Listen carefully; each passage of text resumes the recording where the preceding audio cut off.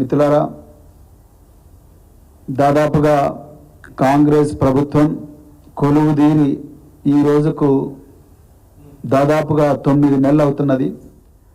మరి 9 నెలలలో ఈ రాష్ట్రానికి ఇప్పటి వరకు కూడా విద్యాశాఖ మంత్రి లేరు. మరి గౌరవ రేవంత్ రెడ్డి గారు వారి దగ్గరే ఈ శాఖను పెట్టుకున్నారు. మరి వారికి ఈ శాఖ మీద ఎంత అవగాహన ఉందో లేదో నాకు తెలియదు, కానీ మరి తెలంగాణలో దాదాపుగా 62 లక్షల మంది బిడ్డలు పాఠశాలల్లో చదువుతున్నారు. అదేవిధంగా దాదాపుగా ప్రతి సంవత్సరం కూడా 5 లక్షల మంది విద్యార్థులు ఉన్నత విద్యాలయాల్లో జాయిన్ అవుతున్నారు. దాదాపుగా 12,50,000 మంది విద్యార్థులు ప్రొఫెషనల్ మరియు డిగ్రీ కళాశాలల్లో చదువుతూ ఉన్నారు. అలాగే మరి 10,000 ప్రైవేటు పాఠశాలల్లో 32 లక్షల మంది విద్యార్థులు చదువుతుంటే దాదాపుగా 30,000, 25 నుంచి 30,000 ఉన్న ప్రభుత్వ పాఠశాలల్లో కూడా అంతే మంది విద్యార్థులు చదువుతున్నారంటే ప్రభుత్వ పాఠశాలల్లో నుంచి నెంబర్ రోజు రోజుకు తగ్గుతూ ప్రైవేటు పాఠశాలల్లో కంజెషన్ జరుగుతూ ఉన్నది. ప్రైవేటు విద్యా సంస్థల్లో పనిచేస్తున్న ఉపాధ్యాయులు దాదాపుగా 4.5 లక్షల మంది ఉన్నారు. ఈ డేటా చూస్తేనే మీకు అర్థమవుతుంది ప్రైవేటు వ్యవస్థ మీద ప్రెషర్ ఎక్కున్నది. గవర్నమెంట్ విద్యను ఎవరు కూడా పట్టించుకోవడం లేదని చాలా క్లియర్గా అర్థమవుతున్నది. మరి 12.5 లక్షల మంది విద్యార్థులు ఈరోజు రాష్ట్రంలో ఉపకార వేతనాల కోసం వెయిట్ చేస్తున్నారు. విద్యా సంవత్సరం మీరు ఉదాహరణకు తెలంగాణలో ప్రజాపాలన కాదు, ఇది ప్రజల మీద ప్రతీకార పాలన నడుస్తూ ఉన్నది. విద్యార్థుల మీద ప్రతీకార పాలన నడుస్తూ ఉన్నది. అదేవిధంగా నిరుద్యోగుల మీద కూడా ప్రతీకార పాలన నడుస్తూ ఉన్నది. తెలంగాణలో ఉన్నత విద్యలో 12.5 లక్షల మంది విద్యార్థులు చదువుతున్నారు. ఈ 12.5 లక్షల మంది విద్యార్థులు engineering colleges, pharmacy colleges, medical colleges, degree కళాశాలలు, మరెన్నో ప్రొఫెషనల్ కాలేజెస్లో చదువుతూ ఉన్నారు.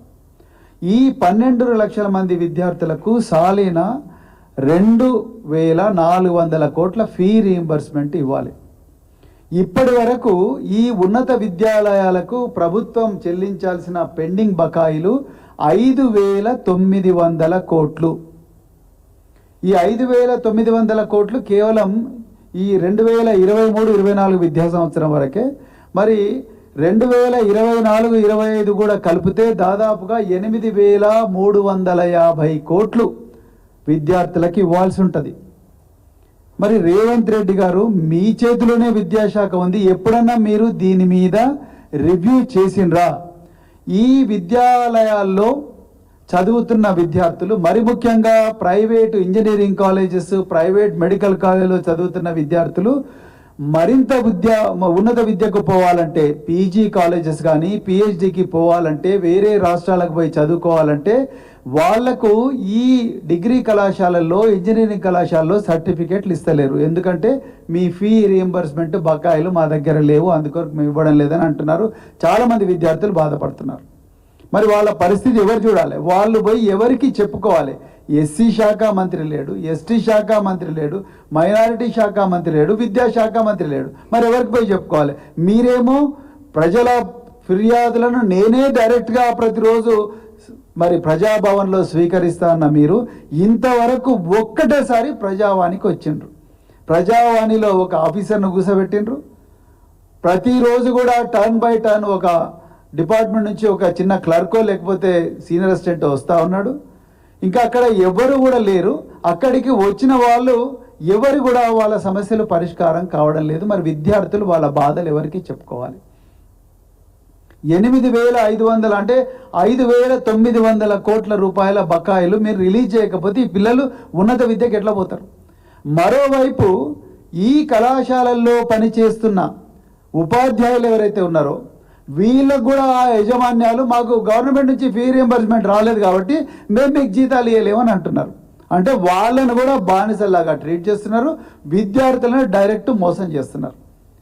మీ కాంగ్రెస్ పార్టీ ఎన్నికల ముందు ఇచ్చిన హామీల్లో అతి ముఖ్యమైన హామీ ప్రతి విద్యార్థికి కూడా 5 లక్షల విద్యార్థి భరోసా అన్నారు. ఒక్క పైసన్న రిలీజ్ చేసిండ్రా? మళ్ళీ బట్టి విక్రమార్క చెప్పాలి, లేకపోతే రేవంత్ రెడ్డి అన్న చెప్పాలి.